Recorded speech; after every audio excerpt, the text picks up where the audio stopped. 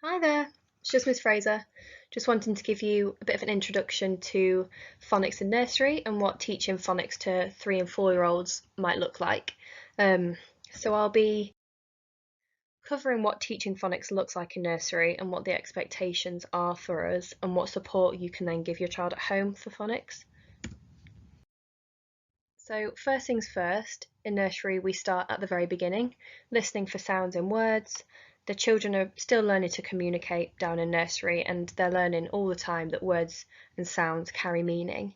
The games right at the very beginning of phonics teaching start here, and it's as simple as singing songs and rhymes and old nursery rhymes, just making children aware that they can move their mouth in different ways, they can use their voices differently, they can make different sounds, they can change their pitch and intonation.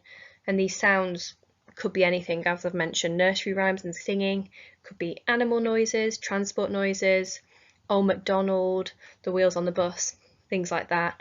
And the children will eventually become aware that their name carries sounds, and we learn the sound right at the very beginning of their name, their initial sound. And towards the end of the Easter term is when we really start to think about looking at read, write, ink and learning the first few sounds in set 1 of the phonics. It's usually done at this time of the year just because the children are more able to sit on the carpet for a prolonged period of time. Their awareness is a bit better than earlier on in the year. And we do it during snack time, before we eat, before we have milk. We sit down with our key groups, so a small amount of children on the carpet. It's a familiar group. The children feel comfortable talking within this group and with their key worker, so it's a nice, comfortable, safe setting for them to be learning in. It's not very formal, it's quite informal actually. As I've mentioned before, it's singing songs, playing games, whereas moving into reception, the read writing sessions become a bit more formal. It's just about thinking of the beginning sounds of each words and making that sound with our voices. Sometimes we do squeaky voices, sometimes we do deep voices. The children think it's hilarious, and that's what it's all about. It's all about the fun and the engagement, and for the children to develop that awareness that there can be a written symbol for the sounds we're making.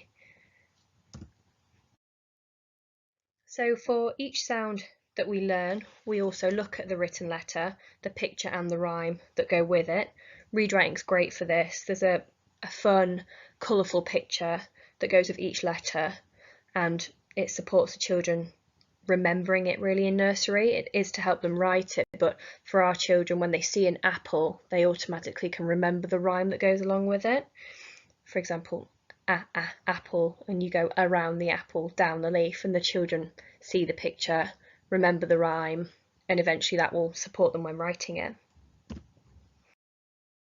The picture card is shown on the back of the read, write, ink cards, so that when you're learning it, you can start off by showing the child the plain, simple, written version of the letter and teach them the sound. And when you flip the card over, you have the nice picture on the back. We play games flipping it, saying the sound, saying the rhyme.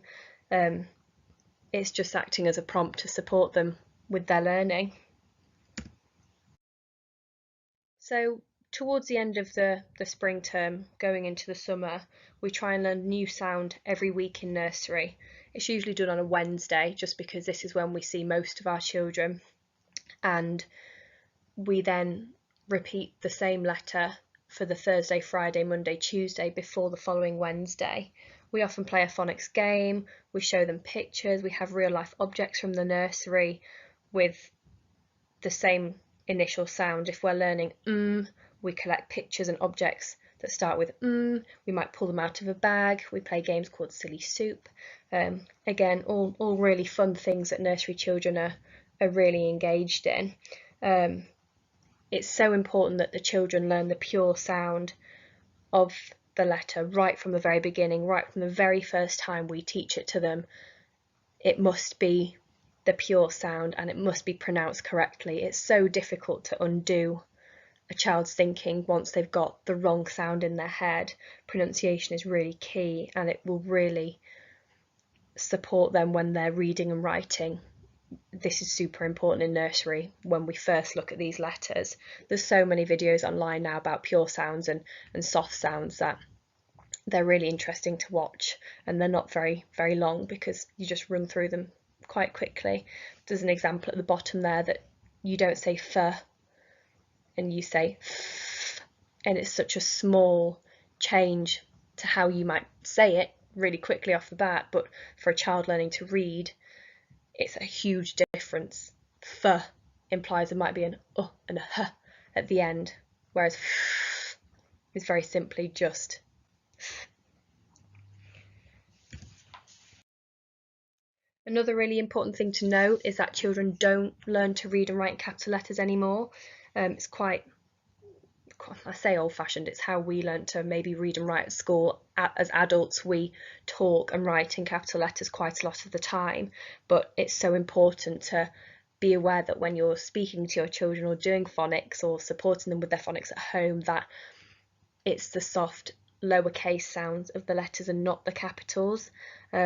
It's easy for us to just fall into asking children to write out their name and us saying the capital letter sounds for them, but when the children are trying to read and write, they can't use the capital sounds for that. So encouraging them to use the lowercase soft sounds is really important as well. So the expectations in nursery, there aren't really expectations to teach read writing because that starts from reception as quite formal lessons and they do that daily. Whereas in nursery, as I've said, it's all about the awareness, the fun, the snappy, engaging sessions that we do for the nursery children and not making it overly complicated. Each sound is simple. We do one a week to try and push the children forward in their learning, but also not flood them with too much information. Some children may be ready to learn more, and that's what we look at in the spring and summer terms, supporting those children that are, and then showing more support to the children that perhaps aren't and are just learning and joining in with our snack time and phonics, and again just making them aware of sounds and moving their own mouths. So it's all a bit of an individual journey for children in nursery going into reception, but some may be ready to make marks to represent the sounds that they're saying, which is fantastic. Others may not, and that's all totally fine. As I've said, the expectations aren't really there.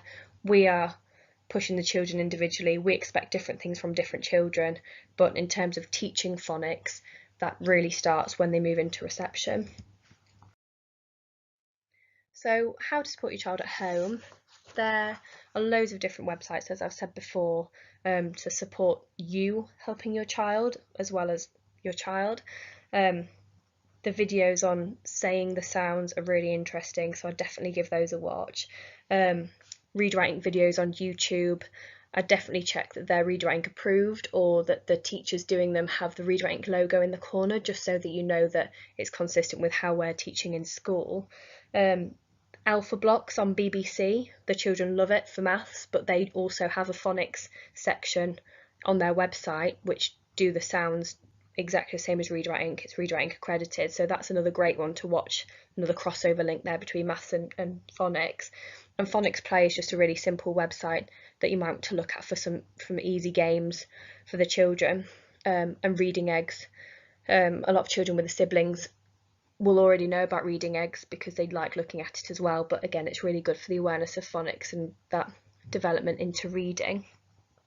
The most important thing for us though is reading at home, reading at nursery, just being exposed to text, and that's where the children learn that marks carry meaning and that you can make marks for what you're saying.